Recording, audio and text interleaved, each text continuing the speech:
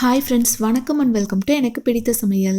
Friends, நம்மளுக்கு என்ன பார்க்க போகிறோம் அப்படின்னா, மோஸ்ட்லி நம்ம எல்லாருக்குமே ரொம்ப யூஸ்ஃபுல்லான ஒரு வீடியோ தாங்க இன்றைக்கி உங்கள் கூட ஷேர் பண்ண போகிறேன். இப்போ பசங்களை எல்லாம் ஸ்கூலுக்கு அனுப்பணும் அப்படின்னா அவங்களையும் தனியாக ரெடி பண்ணி விடணும். அதே சமயம் பார்த்துட்டிங்க அப்படின்னா கிச்சனில் எல்லா வேலையுமே செஞ்சு முடிக்கணும் இல்லைங்களா? அந்த மாதிரி வேலை செய்யும்போது இப்போ வந்து சட்னியை ரெடி பண்ணுறோம் அப்படின்னா சட்னி ரெடி பண்ணுறதுக்கு ஒரு பாத்திரம், அதாவது தாளிக்கிறதுக்கு ஒரு பாத்திரம் எடுப்போம், காய் ரெடி பண்ணுறதுக்கு ஒரு பாத்திரம், ரசம் வைக்கிறதுக்கு ஒரு பாத்திரம். இந்த மாதிரி எடுக்கும்போது சிங்கில் அதிக பாத்திரங்கள் சேரக்கு வாய்ப்பு இருக்குங்க. அந்த மாதிரியெல்லாம் இல்லாமல் சிங்கில் அதிக பாத்திரங்கள் சேராமல் எப்படி ரெடி பண்ணலாம், அதே சமயம் சமைச்சு முடிச்சோன்னே கிச்சன் இப்படி ஈஸியாக டக்குன்னு க்ளீன் பண்ணலாம் அப்படிங்கிறது குட்டி குட்டி டிப்போட ஷேர் பண்ணியிருக்கேங்க. ஸோ வீடியோ ஃபுல்லாக பார்த்து உங்களுக்கு யூஸ்ஃபுல்லாக இருக்குன்னு நினச்சிங்க அப்படின்னா லைக் ஷேர் பண்ணுங்கள். நம்ம சேனல் ஃபர்ஸ்ட் டைம் வர்றீங்க அப்படின்னா சப்போர்ட் பண்ணுங்கள். காலையில் எழுந்திரிச்சு கிச்சனுக்கு வந்தோம் அப்படின்னா கிச்சன் ஓரளவுக்கு நைட்டே க்ளீன் பண்ணி வச்சுட்டோம் அப்படின்னா காலையில் சமைக்கிற கொஞ்சம் இன்ட்ரெஸ்ட்டாக இருக்குங்க. இல்லை அப்படின்னா ரொம்ப கடுப்பாக இருக்கும், என்ன சமைக்கிறோம் அப்படின்னு திங்க் பண்ணுறத விட இந்த மாதிரி கசகசன்னு இருக்கிறத க்ளீன் பண்ணிவிட்டு அதுக்கப்புறம் சமைச்சோம் அப்படின்னா ரொம்ப டென்ஷன் ஆகுங்க. முடிஞ்ச அளவுக்கு ஓரளவு க்ளீன் பண்ணி எடுத்து வச்சிடலாம். நைட்டே ஓரளவு க்ளீன் பண்ணதுனால காலையில் அவரைக்காய் பொரியல் ரெடி பண்ணணும் அப்படிங்கிறக்காக நைட்டே வாஷ் பண்ணி எடுத்து வச்சுட்டேன். ஸ்கூலில் பார்த்துட்டிங்க அப்படின்னா ஸ்நாக்குக்கு இந்த மாதிரி ராஜ்மா கறி கொடுத்து விட சொல்லியிருக்காங்க. அதையும் வந்து தண்ணியில் நல்லா ஊற வச்சு எடுத்து வச்சுருக்கேன். அதை எப்படி ரெடி பண்ணலாம் அப்படின்னு நான் உங்ககிட்ட ஷேர் பண்ண போகிறேன். இப்போ பாருங்கள், கிச்சன் ஓரளவு க்ளீனாக இருக்குது இல்லைங்களா? இப்போ வாங்க நம்ம சமைக்க ஸ்டார்ட் பண்ணலாம். இந்த வீக் ஸ்கூலில் பார்த்துட்டிங்க அப்படின்னா இந்த மாதிரி பச்சை பயிறு, தட்டைப்பயிறு இந்த மாதிரி ஃபுல்லாகவே இந்த வீக் ஃபுல்லாகவே அந்த மாதிரி கொடுத்து விட சொல்லியிருக்காங்க. ஃபஸ்ட்டு ராஜ்மா கொடுத்து விட சொல்லியிருக்காங்க. அதுக்கு வந்து நம்ம வந்து எப்பவும் போல் ரெடி பண்ணி சுண்டல் மாதிரி தாளித்து கொடுத்தோம் அப்படின்னா பசங்க அவ்வளோவா சாப்பிட மாட்டாங்க இல்லைங்களா? அதுக்காக நான் என்ன பண்ணியிருக்கேன் அப்படின்னா நைட்டு ஃபுல்லாக ஊற வச்சு 4-5 டைம் நல்லா வாஷ் பண்ணிவிட்டு ஒரு குக்கரில் சேர்த்துக்கலாங்க. சேர்த்துட்டு தேவையான அளவு தண்ணி, கொஞ்சமாக உப்பு, லைட்டாக எண்ணெய் சேர்த்துக்கலாம். சேர்த்து குக்கர் மூடி வச்சு ஒரு 7-8 விசில் விட்டு எடுத்துக்கலாங்க. அப்போ தான் நல்லா வெந்து வரும். இப்போ இதை ரெடி பண்ணுறக்குள்ளே நம்ம காய்கறிகள்லாம் இருந்துச்சு அப்படின்னா எல்லாமே கட் பண்ணி எடுத்துக்கலாங்க. இப்போ இதை வந்து எடுத்து அடுப்பில் வச்சிடலாம். குக்கரில் சாதம் வைக்கிறதா இருந்தாலும் சரிங்க, இந்த மாதிரி ஸ்நாக் ஏதாச்சும் ரெடி பண்ணுறதா இருந்தாலும் சரி, சவுண்டு வரும்போது இந்த மாதிரி எடுத்து வச்சிட்டிங்க அப்படின்னா அந்த தண்ணியெல்லாம் கீழே போகாமல் கேஸ் ஸ்டவ் கொஞ்சம் நீட்டாக இருக்குங்க. இப்போ இதெல்லாமே கட் பண்ணிடலாம். இன்றைக்கி சட்னி, பீட்ரூட் சட்னி, ரசம், அவரைக்காய் பொரியல் ரெடி பண்ண போகிறேன். இதில் சவுண்டு வரக்குள்ளே நம்ம வந்து இதெல்லாமே ரெடி பண்ணி எடுத்து வச்சிட்டோம் அப்படின்னா கட் பண்ணி எடுத்துட்டோம் அப்படின்னாவே கொஞ்சம் ஈஸியாக இருக்குங்க. இப்போ வந்து அது கட் பண்ணி எடுத்தாச்சு. அதுக்குள்ளே இது 7-8 விசில் வந்துருச்சுங்க. நம்ம ஓப்பன் பண்ணி பார்க்கலாம். சூப்பராக வெந்து வந்துருச்சுங்க. நைட்டு ஃபுல்லாக நல்லா ஊற வச்சு எடுத்து இந்த மாதிரி விசில் விட்டு எடுத்துட்டிங்க அப்படின்னா நல்லா வெந்து வந்துருச்சு. இது இப்போ வடிகட்டி எடுத்து வச்சுக்கலாங்க. அதிகமாக வேணும் அப்படின்னா கூட இன்னும் கொஞ்சம் கூட நம்ம ஊற வச்சு எடுத்துக்கலாங்க. நான் 2 பசங்க அப்படிங்கிறதுனால அளவாக கொஞ்சமாக எடுத்திருக்கேன். இப்போ நம்ம குக்கரில் சாதம் வைக்கணும் இல்லைங்களா? வடித்து சாப்பிட்டோம் அப்படின்னா தான் ரொம்ப நல்லது. அதுக்கு டைம் இல்லாத பட்சத்தில் இந்த மாதிரி அவசரத்தில் நம்ம ரெடி பண்ணிக்கலாங்க. இப்போ அந்த குக்கர்லேயே பார்த்துட்டிங்க அப்படின்னா இந்த மாதிரி எல்லாமே வாஷ் பண்ணி எடுத்துக்கலாம். இப்போ டீ வச்சு தான் அந்த மாதிரி எல்லாமே சிங்கில் இருக்குங்க. காலையில் குடிச்ச அந்த பாத்திரங்கள் எல்லாமே இருக்குது. இப்போ குக்கர் மட்டும் நம்ம வாஷ் பண்ணி எடுத்துகிட்டு சாதத்தை வச்சு இப்போ நம்ம காய்கறிகள்லாம் கட் பண்ணி எடுத்து வச்சுருக்கோம் இல்லைங்களா? பீட்ரூட் சட்னி எப்படி ரெடி பண்ணலாம் அப்படின்னு குயிக்காக ஷேர் பண்ணுறேன் பாருங்கள். கடாயில் கொஞ்சமாக எண்ணெய் சேர்த்து 2 பெரிய வெங்காயம், ஒரு 10 சின்ன வெங்காயம், 2 பல் பூண்டு, ஒரு 1/4 டீஸ்பூன் அளவுக்கு மல்லி, 1/2 டீஸ்பூன் அளவுக்கு சீரகம், ஒரு 10 மிளகு உள்ளே சேர்த்துக்கலாங்க.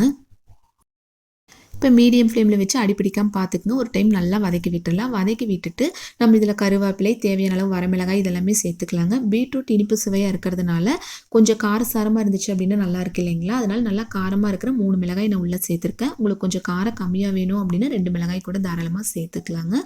சேர்த்துட்டு இதையும் சேர்த்து நல்லா இந்த மாதிரி வதக்கி விட்டுறலாம். பொரியல் அப்படின்னா கொஞ்சம் குட்டி குட்டியாக கட் பண்ணிக்கலாங்க. இது அரைக்க போகிற இல்லைங்களா? அதனால் அவசரத்துக்கு கொஞ்சம் பெரிய சைஸாக கூட நீங்கள் தாராளமாக கட் பண்ணிக்கலாம். கட் பண்ணிவிட்டு அதையும் உள்ளே சேர்த்து நல்லா மிக்ஸ் பண்ணி விட்டுறலாங்க. அதாவது நல்லா வதக்கி விட்டுறலாம். பீட்ரூட்டோட பச்சை வாசனை போகிற அளவுக்கு நல்லா வதக்குனதுக்கப்புறம் இதில் வந்து ஒரு கைப்பிடி அளவுக்கு வந்து தேங்காய் துருவல் உள்ளே சேர்த்துக்கலாங்க. தேங்காய் துருவல் உள்ளே சேர்த்துட்டு நல்லா மிக்ஸ் பண்ணி விட்டுறலாங்க. நல்லா கலந்து விட்டதுக்கப்புறம் ஸ்டவ் ஆஃப் பண்ணிவிட்டு கொஞ்சமாக பொட்டுக்கடலை, தேவையான அளவு உப்பு, கொஞ்சமாக வந்து ஒரு நெல்லிக்காய் சைஸில் வந்து புளி உள்ளே சேர்த்துக்கலாங்க. இந்த மாதிரி ட்ரை பண்ணி பாருங்கள். டேஸ்ட் ரொம்ப ரொம்ப அட்டகாசமாக இருக்குங்க. சாயந்தரம் ஏன் நைட்டு வரை கூட கெட்டு போகாமல் இருக்கும். இப்போ நம்ம வீட்டில் வந்து நிறைய கடாய் இருந்தால் கூட ஒவ்வொன்றுக்கு எடுத்தீங்க அப்படின்னா சிங்கில் அதிக பாத்திரங்கள் சேர்ந்துருங்க. அதுக்காக என்ன பண்ணலாம் அப்படின்னா அந்த சட்னிக்கு தேவையானது எல்லாமே இதில் சேர்த்துக்கலாங்க. இது நல்லா ஆறுனதுக்கப்புறம் தான் அரைக்க போகிறோம். அவரைக்காய் பொரியலுக்கு தேவையான வெங்காயம், கருவேப்பிலை எல்லாமே எடுத்து வச்சாச்சுங்க. தேங்காய் துருவல் வந்து காய்க்கு ரெடி பண்ணுவேன் இல்லைங்களா? அதாவது சட்னிக்கு ரெடி பண்ணும்போதே தேங்காய் துருவலும் ரெடி பண்ணி எடுத்து வச்சுட்டேன். இப்போ அதையும் கொஞ்சமாக எடுத்து வச்சுட்டு இன்னொரு கடாய் எடுத்தோம் அப்படின்னா ரொம்ப சிங்கில் அதிக பாத்திரங்கள் சேர்ந்துருங்க. ஒரு பொருள் தானே அப்படின்னு நம்ம ஒவ்வொன்றா எடுத்தோம் அப்படின்னா கண்டிப்பாக அதிக நேரம் வேலை செய்கிற மாதிரி இருக்கும்.